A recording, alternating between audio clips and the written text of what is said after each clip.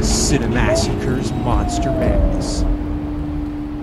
Today I have some real horror history for you.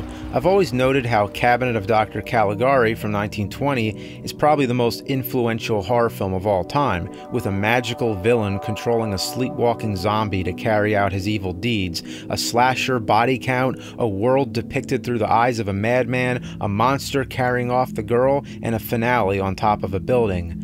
But after finally seeing The Monster from 1925, I have to say this is right up there with it. At least close behind. It is the origin of two of horror's most cliched subgenres, the old dark house and the mad scientist, and it just happens to star Lon Chaney, the first ever legitimate horror movie star. It was directed by Roland West, who also made The Bat and The Bat Whispers, which gave some of the inspiration for Batman. The plot of The Monster is simple. A detective enters an asylum while investigating a disappearance. He meets the deranged Dr. Ziska, played by Chaney, who has captured his girlfriend to use in his crazy experiments to transfuse human souls from one body to the next. Soon, more people end up getting stuck in the asylum and caught in the doctor's mad web of terror.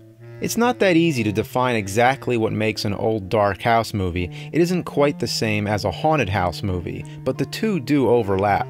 In an old dark house, there aren't necessarily ghosts or anything supernatural, yet the house has an ominous feel. It's always a dark and stormy night. Sometimes there's secret passageways, there's always tricks going on, there's a random assortment of different characters who are all trapped there. There's always an element of humor too, and usually any supernatural elements get explained as being a hoax, the Scooby-Doo twist.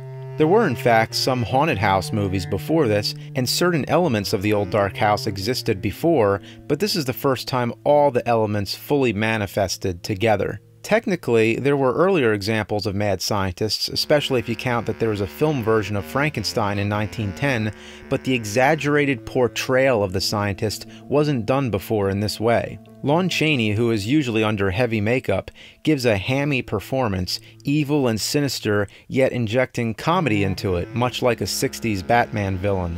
And the laboratory, hidden within the house's dungeon, is the archetype of all mad scientist laboratories. The first time I ever saw images from it was in the classic intro for TNT's Monster Vision. Do I recommend The Monster? Honestly, I don't see modern audiences being able to sit through it. It's one of those things everybody will say is too campy or cheesy. It is very cliché, but this is the movie that originally made it into a cliché. Is it a great movie? No. Do I recommend it to everyone? Not at all. But as a piece of history, it's a must-see.